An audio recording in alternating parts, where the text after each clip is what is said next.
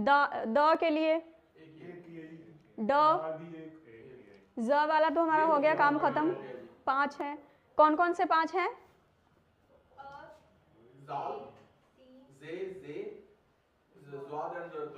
जोए। स वाला भी काम खत्म है। श, ये तो आपको पता ही है कि शलगम वाला, शस्से पर बिंदी वाला, ठीक है। उसके बाद स्वाद, इसका भी हो गया है स के साथ, ठीक है। ये वाला भी हो गया अपना, जोए वाला भी, तोए का भी हो गया। अब रहता है एन का भी हो गया अलिफ के साथ। अब रहता है गैन। अब ये जो ग है इसको हम कहाँ इस्तेमाल करेंगे? ग पैर बिंदी के लिए गैन, और नॉर्मल ग के लिए गाफ।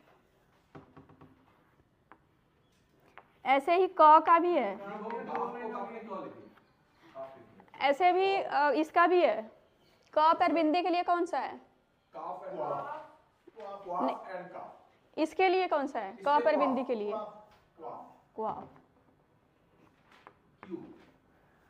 और सिर्फ इसके लिए क के लिए का। इसको लिख लीजिए, एक जगह पर लिख लीजिए।